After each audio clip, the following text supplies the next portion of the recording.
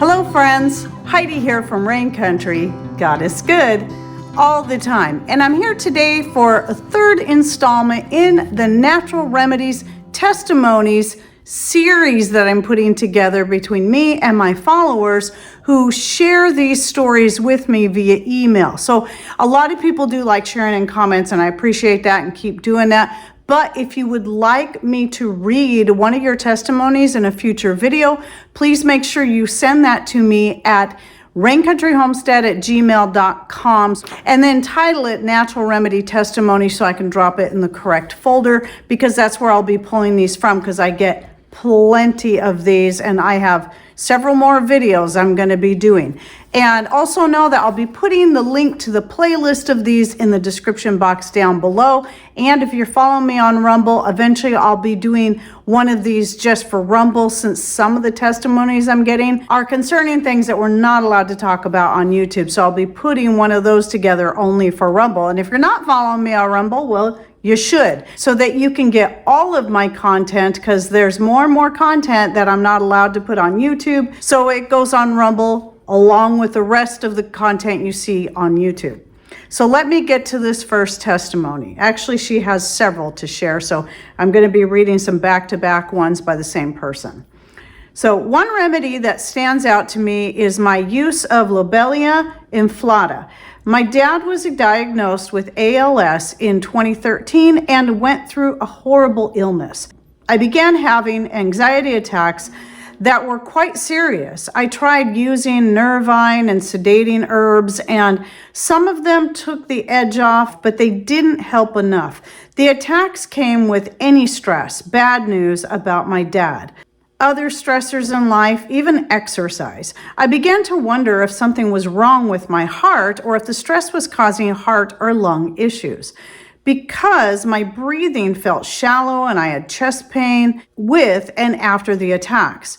I read a book about alternative treatments for heart conditions and then listened to a few YouTube videos by the author of the book. He mentioned an herbal treatment that was being used for certain heart conditions, but you'd have to find a doctor who would even consider it and then source it from one or two places overseas which sold it. I live in a very rural area and cannot imagine finding a doctor who would consider this or be willing to hunt the herbal remedy down for me. At one point in a video, he mentioned that the chemical responsible for the action was lobeline. I paused the video, opened a new tab, and confirmed what I was fairly sure was true, that Lobelia inflata contains lobeline. I had been given a tincture of Lobelia inflata as a gift from my son, who chose a few herbal tinctures for me at a health food store. I had never used it and was a bit nervous to try it because the nickname of Lobelia is pukeweed. I didn't know that. There's a new little factoid. It's a low-dose herb and could induce vomiting if too much is taken. I was willing to risk it at that point. The next day, my husband and I went for a walk around the perimeter of a section of our homestead, which contains a little hill that we'd climb.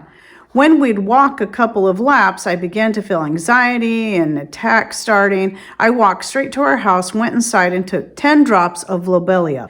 The anxiety attack subsided before I got back outside and within a couple minutes. This became a lifeboat to me. Sometimes my attacks would come on during sleep, just as I drifted off to sleep. I'd wake feeling tightness in my chest and finally realize I was having an attack. I would walk to our kitchen, take the tincture, and the attack would stop before I got back to my bed. I finished the original bottle of tincture and needed more. I decided to source it from my herbal mentor, Dr. Patrick Jones, Homegrown Herbalist School of Botanical Medicine. Then I bought a pound of the dried herb from his business and tinctured my own. Last fall, after our first good frost, I walked to my garden and saw something wonderful. Standing in clumps here and there among the wilted plants was Lobelia inflata. I made a fresh tincture. It was best of all Lobelia medicines I'd used. I've managed my stress as well as possible, and I've had time for the grieving process to mellow. And now my anxiety attacks are few and far between. but you can bet I keep my buddy Lobelia on the shelf. When I asked my herbal mentor why Lobelia helped my anxiety and sleep, it's not technically a nervine herb, he explained, that it has a direct effect on the vagus nerve and put me back in a parasympathetic state versus the fight or flight sympathetic state of anxiety. Excellent information. Disclaimer, she adds, I am not a professional and am not giving medical advice. I'm sharing my own personal story. I would advise folks to consult their medical provider if experiencing anything that I've described, as it could be very serious. So that's a really good disclaimer. And just know, again, all of the stories I'm sharing, just like my own stories, whenever I share them, they're just our own and our own experience. So everything's going to work differently for different people. So you always kind of got to go into it with this knowledge that you always start small and pay attention to your body. Just listen to your body. If you're having any types of weird side effects, then it's time to quit. Then she goes on with another one that she shares here. Another herbal home remedy that I have used successfully is onion juice. In the case of earaches, I've used this at a start of complaints, so we've never had a serious earache to deal with. I process an onion in a food processor, strain through a cloth, and administer a few drops of the onion juice in the affected ear. The person allows the drops to stay in the ear canal for a few minutes, then allows it to drain out. Seems to work well for us.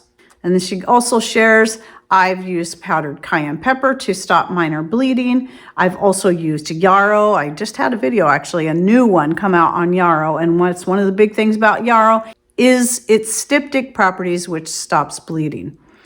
I've used plantain, split poultice, to draw the venom from bee stings. Excellent. I've done that twice. I've been stung by wasps, and I just chew it up, put it directly on the sting. Immediately, the sting goes away, and it never even leaves a mark. With good result. Of course, this isn't for those allergic to bees. So another story, completely different person. Over 10 years ago, I contracted MRSA in the form of a boil, which was treated with an oral antibiotic from a doctor. For many years after that, I would get more boils that would pop every 3 to 4 months. I would treat them with modern medicine. I finally did some research on better natural ways to treat these boils. In a random forum online, I found a possible solution, a paste of manuka honey and turmeric powder. Excellent. As soon as a boil would pop, I would apply the paste with a bandage and also moist heat. It helped the boil come to the surface faster to drain.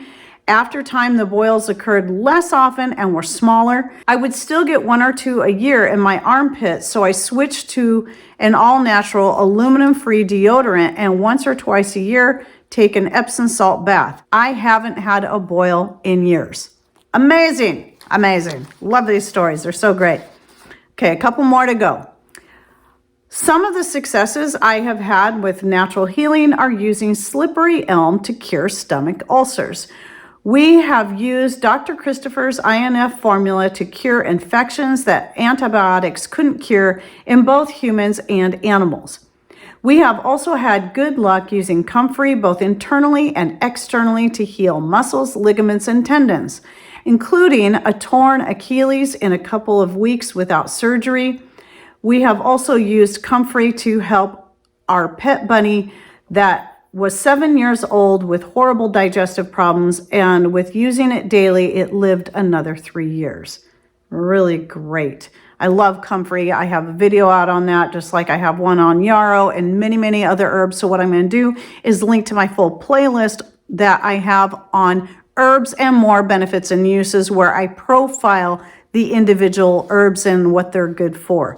And I've used comfrey in several things as well. And I have one on plantain too. The last story I'm going to read, it's another shorter one. The most substantial natural healing journey for me has been dealing with acid reflux, or GERD. I was on omeprazole, I don't know. I don't know medicines, pharmaceuticals, for many years, and was learning about ties to Parkinson and Alzheimer's. I found Dr. Berg's protocol, squeezing a quarter lemon and soaking it and the juice overnight in a pint of water and drinking it first thing in the morning. I combine this with drinking my coffee before eating my first meal and no coffee after that. With the combination, I have only needed to use the medication a couple of times in the last couple of years, where I was using it daily before. So that's really great. And a little testimony of my own real quick. I've shared this before, but one thing I found when I started, to me, headaches, not migraines, but just headaches were a frequent occurrence. I would get them at least once a week, all day long, and often 2 or 3 times a week. And I would take, just like a lot of people, I took the over-counter Advil and all that kind of stuff. And yeah, I'd switch it up. I'd try not to take it. If I could suffer through it, I would, because I try not to be dependent on it. But when I started switching to more natural things, which at that time was just starting with some essential oils and taking things like lavender and rosemary and just rubbing a little bit under my nose, and I was amazed that I would feel immediate results right away. And the more I started doing the more natural things and then growing herbs like feverfew and catmint and valerian and using those instead to help with pain, my headaches became less and less frequent. It's not like I just stopped having headaches altogether, but it's rare now that I get headaches when it used to be such a common thing.